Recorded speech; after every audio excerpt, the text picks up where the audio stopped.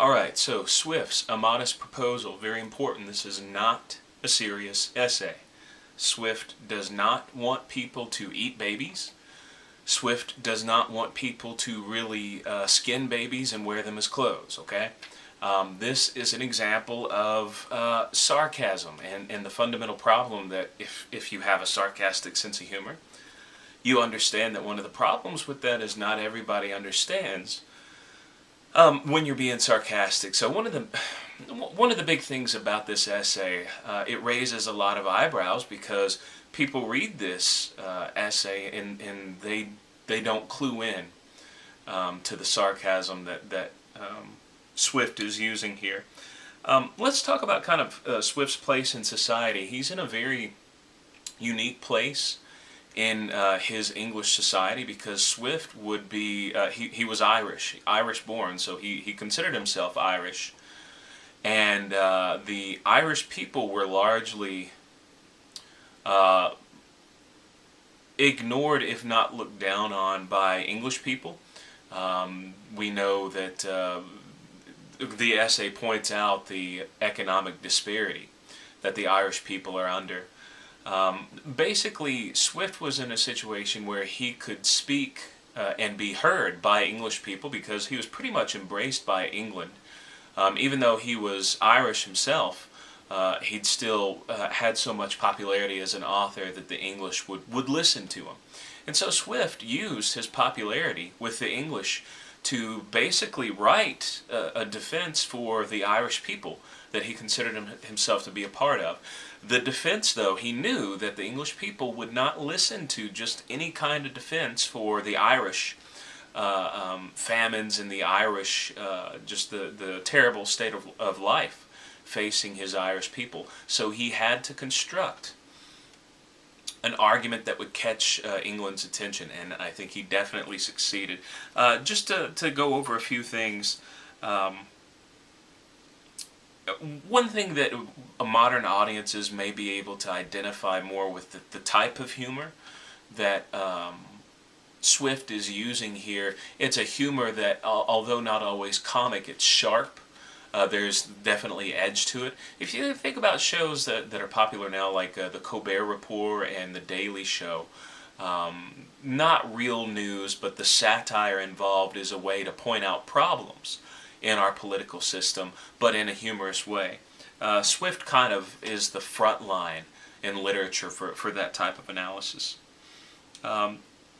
You notice in the text he has a very scientific sounding analysis of his proposal. This would add to the sarcasm, to the humor, because here this is Swift's way of showing the absurdity of placing logic above compassion. Logic, if you really think about it, the logical defense that Swift gives stands up. His solution and the logic it uses is somewhat sound. So because the proposition ignores all sense of human decency and mercy, which is basically what Swift would say his English audience would be doing as well. It goes to the humor, the dark humor that this proposal, sure, logically it's sound, but completely barbaric, worse than barbaric, cruel. But it was on purpose.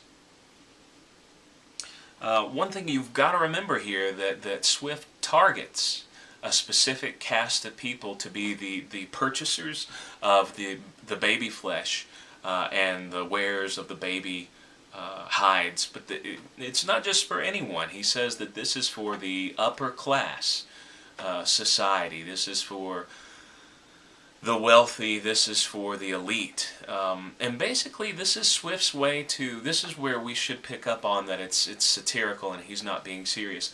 Basically there's several places in the essay where Swift implies, if not flat out says, that look, you know, these high class of people, they're already consuming these poor Irish people anyway, so they might as well consume the children as well, literally.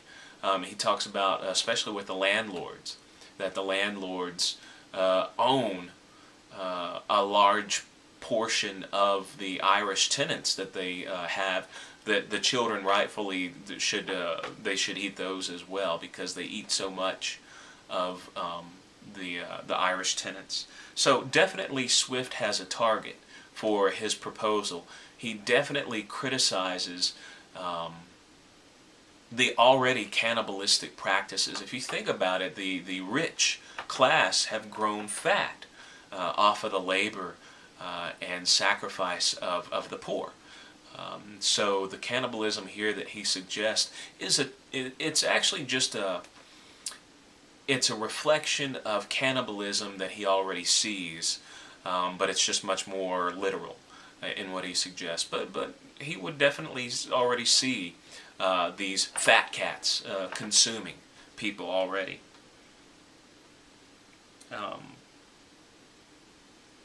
There is a part in the essay towards the end where Swift actually brings up several. He makes a list of several actual solutions that could work for the problem that he sees. And it's funny because as he brings up these solutions, he's very dismissive of them, because he says, don't bring up these solutions as better than mine unless you can find someone that'll actually do these solutions. So this is Swift's way of, not only does he nod his head in the directions of solutions that are sound without actually consuming small, babies.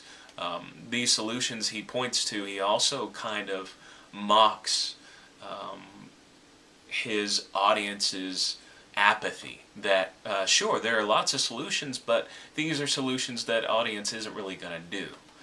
So his solution, he argues, is beneficial and the audience will do it.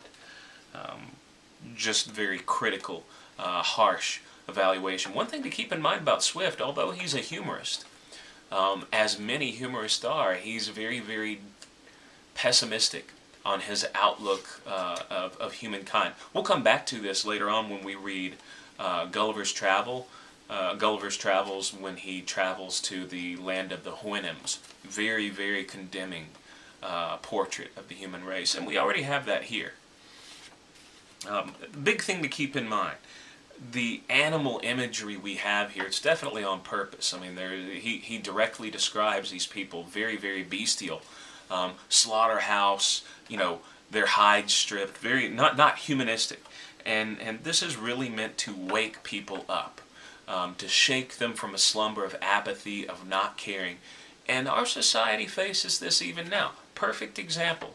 I cannot watch, my wife either, we cannot watch the ASPCA commercials.